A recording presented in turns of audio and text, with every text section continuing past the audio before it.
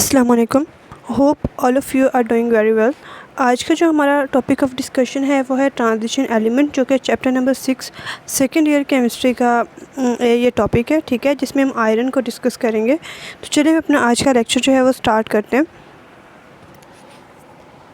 सबसे पहले तो हम आयरन की जो है वो हिस्ट्री देख लेते हैं कि आयरन जो है वो बहुत ज़्यादा एक इम्पॉर्टेंट मेटल है और इसको जो है इसका हम प्री हिस्टोरिक टाइम से जो है वो जानते हैं, ठीक है।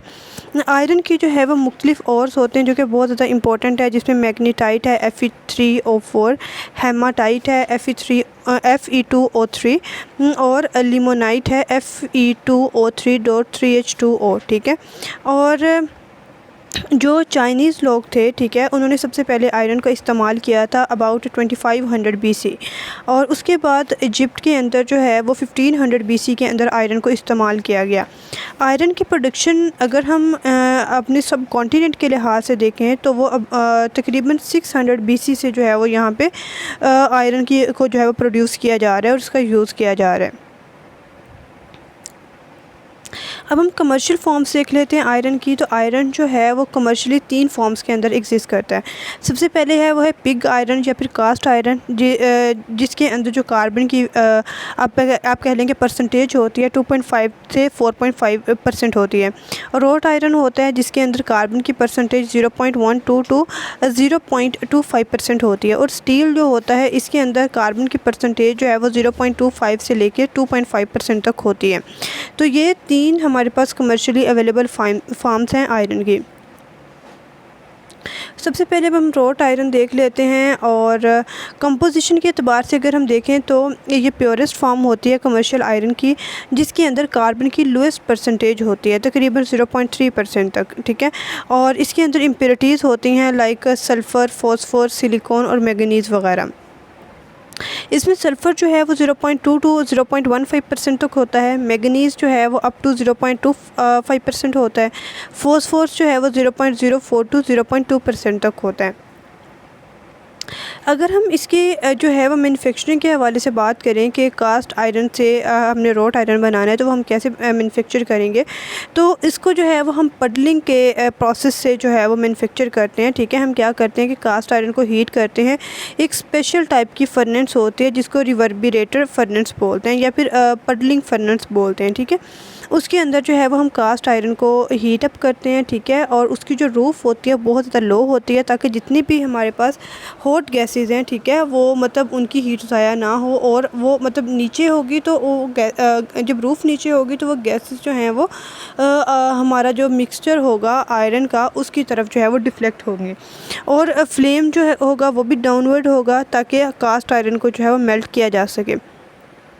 और जो हमारे पास भट्टी होती है, ये फर्नेस होती है, ठीक है, फर्नेस का अंदर वाला हिस्सा जो है, ठीक है, उसको हमने हेमाटाइट से लाइन किया हुआ होता है। लाइंड अब मतलब कि उसके अंदर हेमाटाइट जो है उसको हमने लगाया हुआ होता है।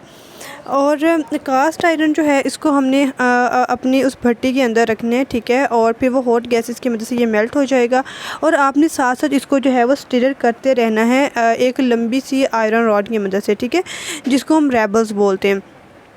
और जो हेमाटाइट है वो एक्चुअल में जैसे इसका फार्मूला है Fe2O3, तो ये हमें ऑक्सीजन की सप्लाई जो है वो उसको यकीनी बनाता है, ठीक है। और इससे जो है वो कार्बन, सल्फ़र, सिलिकॉन, मैंगनीज़ और फॉस्फोरस जो प्रेजेंट होते हैं उसमें कास्ट आयरन में, उनकी जो है वो ऑक्सीडेशन हो जाती है।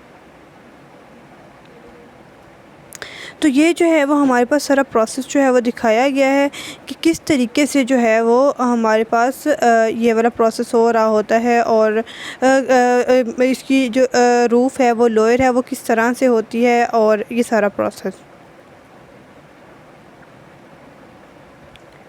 इसके बाद हमने जैसे पहले बात की कि Fe2O3 जो है वो कार्बन, सिलिकॉन, फॉस्फोरस, मैंगनीज़ और इसके अलावा जितनी भी इम्प्योरिटीज़ होती हैं उन सबको जो है वो ऑक्सीडाइज़ कर देता है। तो कार्बन को किस तरह ऑक्सीडाइज़ करता है कि कार्बन Fe2O3 के साथ रिएक्ट करके आयरन और कार्बन मोनोऑक्साइड बना देती है। इस तरह सल्फ़र रिएक्ट करता है जब Fe2O3 के साथ, इसे आयरन और सल्फ़र डाइऑक्साइड बन जाता है। और लेकिन जो दूसरे मतलब मैंगनीज, सिलिकॉन और फॉस्फोरस होते हैं, ठीक है, ये स्लैग बना देते हैं, ठीक है। तो ये इनका क्या फार्मूला होता है, लाइक कार्बन जो है वो Fe2O3 के साथ रिएक्ट करके इसने आयरन बनाया, कार्बन मोनोऑक्साइड बनाई, दूसरी साइड पे मैंगनीज जो है उसने ऑक्सीजन के साथ मिलकर मैंगनीज ऑक्साइड बनाया। तो अब मैंगनीज ऑक्साइड और सिलिकॉन डाइऑक्साइड जो है वो आपस में रिएक्ट करेंगे और MnSiO3 बना देंगे, जिसको हम स्लैग बोलते हैं।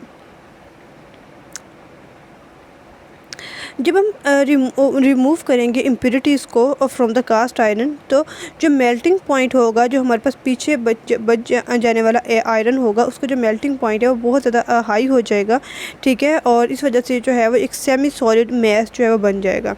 इस स्टेज के ऊपर हम क्या करेंगे कि हम वो जो सेमी सॉलिड मैस है उसको जो एक बॉल्स की फॉर्म के अंदर कन्वर्ट कर देंगे, ठीक है। और फिर जो ये वाली बॉल्स होंगी उनको जो है वो हम हैमरिंग के प्रोसेस से जो है वो स्क्वीज़ आउट कर लेंगे, मतलब कि उनको प्रेस आउट कर लेंगे, ठीक है, और जितना भी मतलब उनको पॉसिबल हो सकेगा। और ये जो हमारे पास प्रोडक्ट बना है इसको जो है वो हम रॉट आयरन बोलते हैं, ठीक है। तो इस तरीके से जो है वो हम कास्ट आयरन से रॉट आयरन की जो है वो मैन्युफैक्चरिंग कर सकते हैं, ठीक है। तो ये हमारे पास आज का लेक्चर था। आई होप कि आपको क्लियर हो गया होगा। अगर कोई क्वेरी हो तो आप कमेंट सेक्शन में पूछ सकते हैं। अल्लाह हाफिज़।